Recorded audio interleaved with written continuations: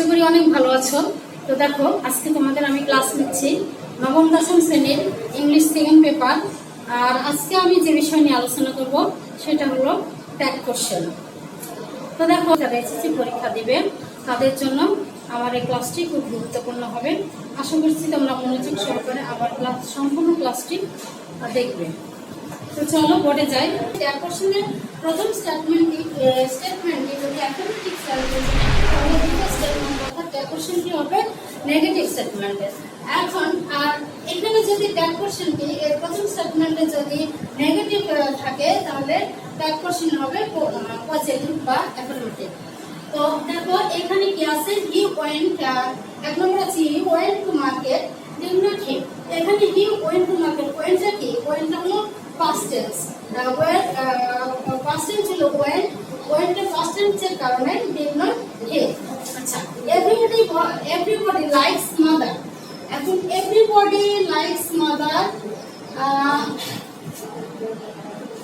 everybody কোন সেন্টেন্সের subject যদি everybody, everyone, nobody, no one, anybody, anyone, none, them, none, এইগুলো সেন্টেন্সের সাবজেক্ট হিসেবে যদি বসে তাহলে আমরা প্রনাউন হিসাবে দে নিতে পারি, দে ব্যবহার করব। তাহলে কি হবে, এভরিবডির জন্য দে বসবে। আর লাইকস, লাইকসটা কি প্রেজেন্ট ইনডিফিনিট টেন্স আছে, তো এইখানে আমরা থাকলে ডাজ বলবো। তো এভরি ডাজ দে, ডাজ দে কখনো হবে না, কারণ এইখানে যদি এখানে আমি ডু দিয়ে দেব, ডু not, don't, they। কেন এখানে কি, এখানে ডাজ হবে, এখানে বসার কথা ছিল ডাজ, কিন্তু ডাজ হবে না। এখানে দে আছে প্লুরাল আর ডাজ আছে কি সিঙ্গুলার। তো প্লুরাল আর সিঙ্গুলার সবসময় প্লুরাল সিঙ্গুলার একসঙ্গে বসতে পারে না, যার কারণে আমরা দের আগে ডোন্ট বসাবো, ডু নট বসাবো। আর আমরা তো সবসময় দেখি এর পর সাধারণত ডু বসে। আচ্ছা, দ্বিতীয় নম্বর দেখো, no one knows what will happen next.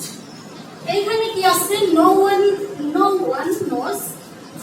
What will happen next. তাহলে দেখো এখানে নোটা কিন্তু, এখানে কিন্তু এই স্টেটমেন্টটা প্রথম স্টেটমেন্টটা কিন্তু না বোধকে আছে। আর এই ওয়ান নোনের জন্য আমরা এখানে দে বসাবো, আর নোজ হলো প্রেজেন্ট ইনডিফিনিট টেন্স, এটার জন্য আমরা কি বসাবো, এখানে এই যে এটার মতো নিয়ম হবে, এখানে ডাজ হবে, কিন্তু ডাজ তো হবে না, এর পূর্বে ডাজ হয় না, ডু হয়, সেজন্য আমরা ডু নট, সেজন্য আমরা ডু দে বসাবো, ডু দে বসাবো ট্যাগ কোশ্চেনে। কারণ এখানে অ্যাফার্মেটিভ হলো, কারণ এখানে না প্রথম সেন্টেন্স আছে, নো আছে। আচ্ছা দেখো 4 নম্বরে, neither of them was responsible। এইখানেও কিন্তু এই স্টেটমেন্টটা, প্রথম স্টেটমেন্টটা নেগেটিভ ফর্মে আছে। এখন দ্বিতীয় স্টেটমেন্টটা তাহলে আমাদের অ্যাফার্মেটিভ ফর্ম, দ্বিতীয় স্টেটমেন্ট অর্থাৎ ট্যাগ কোশ্চেনটা আমাদের অ্যাফার্মেটিভ ফর্মে হবে। তাহলে এখানে যখন neither of them, এই neither of them এর জন্য আমরা কি বসাবো, দে বসাবো। আর ওয়াজটা হলো সিঙ্গুলার ফর্মে আছে, তো আমরা যখনই দের সঙ্গে সিঙ্গুলার ফর্মে দের সঙ্গে বসাবো তখনই ওয়াজটা প্লুরাল ফর্ম হয়ে যাবে, ওয়ার হয়ে যাবে, ওয়ার দে, ওয়ার দে। কারণ এখানে নেগেটিভ ফর্মে আছে, এখানে পজিটিভ ফর্ম হলো। আর এখানে যখন সিঙ্গুলারটা দের সঙ্গে বসবে, ওয়াজটা দের সঙ্গে বসবে, তখন প্লুরাল হয়ে যাবে, ওয়ার দে।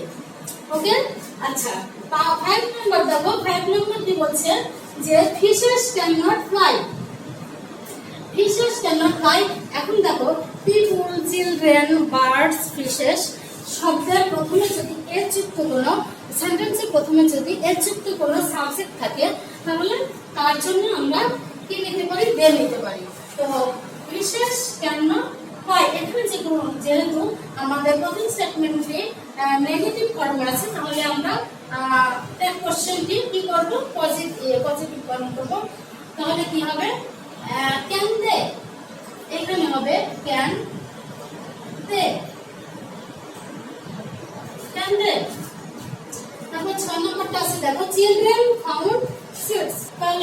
আমরা কি দিব ডু দে ডোন্ট দে না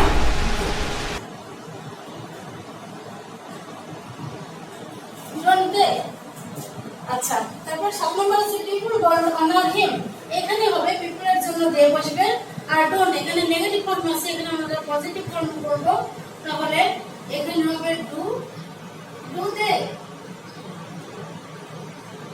ওকে 8 নম্বর দেখো ইট সাম ফ্রুট এইখানে দেখো একটু খেয়াল করো এইখানে দেয়া আছে ইট সাম ফ্রুট কিছু ফল খাও মানে কোন অ্যাফার্মেটিভ সেন্টেন্স ইম্পারেটিভ সেন্টেন্সে যদি আগমন বা আমন্ত্রণ কোন কিছুর আগমন বা আমন্ত্রণ বোঝায় তাহলে সেক্ষেত্রে কি দিব অন ইউ এখানে হবে on W O N T on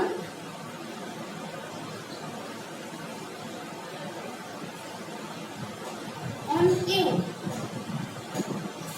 তাহলে কি বললাম অ্যাফার্মেটিভ সেন্টেন্সে যদি আগমন বা নিমন্ত্রণ বোঝায় তাহলে নিমন্ত্রণ আমন্ত্রণ বোঝায় তাহলে কি হবে এখানে কোন কি হবে এখানে কাম এন্ড সিট আসলে বসো এখানে তোমার আগমন বোঝাচ্ছে তাহলে এখানে কি হবে এখানে অন অফ ইউ তাহলে অ্যাফার্মেটিভ সেন্টেন্সে আগমন বা নিমন্ত্রণ বোঝালে তাহলে কি হবে কোন ইউ আচ্ছা তারপরে দেখো 11 নম্বরে কি বলছে 10 নম্বরে কি বলছে 10 নম্বরে হচ্ছে man hardly believes a love man hardly believes a love এখানে দেখো হার্ডলি দেখো নাইদার এখানে আছে নাইদার নোবডি তোমার hardly never not no children small few until এইগুলো থাকলে তোমার কি হবে সেন্টেন্সে যদি এগুলো থাকে তাহলে ট্যাগ কোশ্চেনে নট হবে না ট্যাগ কোশ্চেনটি কি হবে অ্যাফার্মেটিভ হবে তাহলে কি আছে হার্ডলি বিলিভস আর বিলিভস এখানে কি আছে প্রেজেন্ট ইনডিফিনিট টেন্স আছে তাহলে কি হবে ডাজ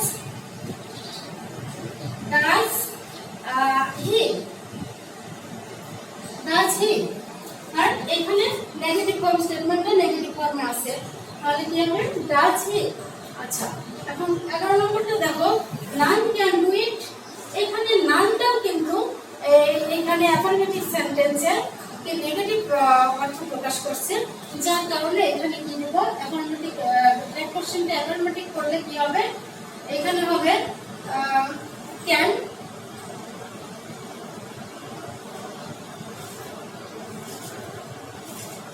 এখানে হবে ক্যান দে এখানে হবে ক্যান দে আচ্ছা 12 নম্বর দেখো telling lines a great sin telling lines a great sin তাহলে কি হবে টেলিং দেখো সাবজেক্ট যখনই কোনো সেন্টেন্সের সাবজেক্টের সঙ্গে জিরান বা ফেস যেমন টেলিং এনিথিং নাথিং সামথিং এরকম জিরামযুক্ত বা ফেস জিরামযুক্ত কোনো ওয়ার্ড বসবে তাহলে প্রনাউন হিসাবে আমরা সেই ক্ষেত্রে প্রনাউন হিসাবে আমরা ইট ব্যবহার করব ইট নিয়ে নেব তাহলে telling lines a great sin তাহলে কি হবে ইজ নট কি হবে ইট ইজ নট ইট আচ্ছা এভরিথিং ইজ ওকে তাহলে কি হবে ইজ নট ইট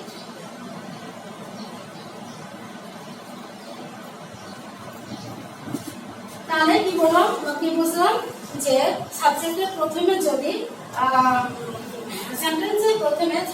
সেন্টেন্সের সাবজেক্ট যদি জিরামযুক্ত হয় তাহলে কি করতে হবে তার পরিবর্তে সেই জিরামযুক্ত সাবজেক্টের প্রোনাউন হিসেবে আমরা ইট নেব আচ্ছা এখন দেখো 14 নম্বর so all of us out to refrain from lies এখানে কি আছে দেখো কোন সেন্টেন্সে যদি all of us all of them all of you অর্থাৎ অফের পরে কোনো অবজেক্ট থাকে, তাহলে সেই অবজেক্টকে আমরা কি করব, সাবজেক্ট রূপে সাবজেক্টের রূপ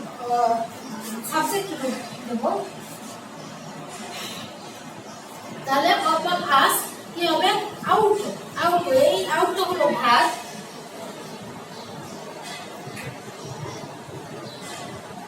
GST আউট নট। তাহলে এই যে আস আছে, আসের সাবজেক্ট কোন কি হবে, উই হবে।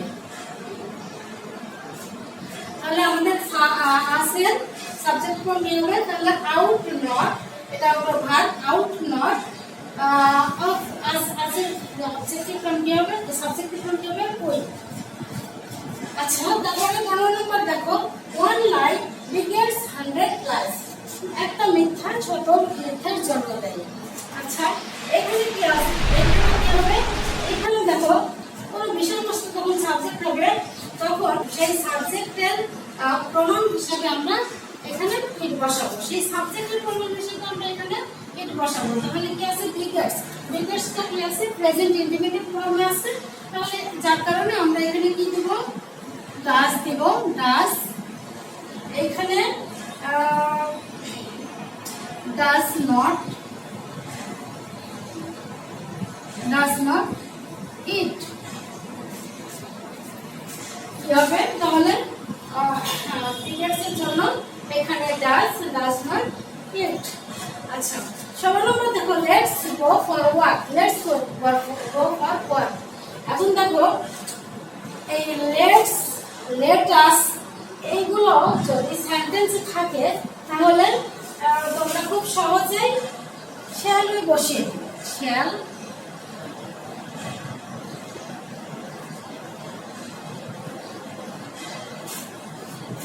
তোমরা খুব সহজেই তাহলে এখানে কি বসিয়ে দেবে, শ্যাল বসিয়ে দিবে। লেটাস থাকলে তোমরা শ্যাল বসিয়ে দিবে।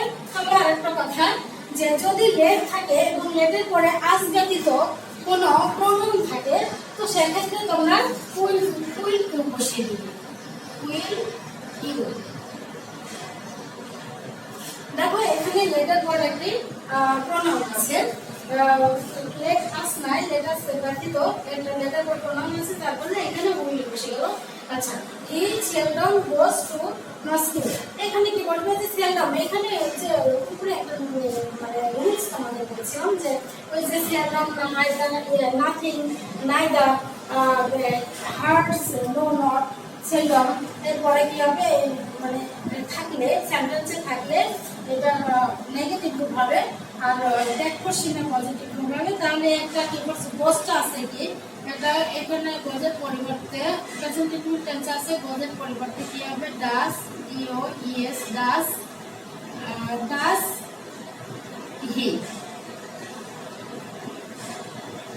হি, এখানে হবে ডাস হি।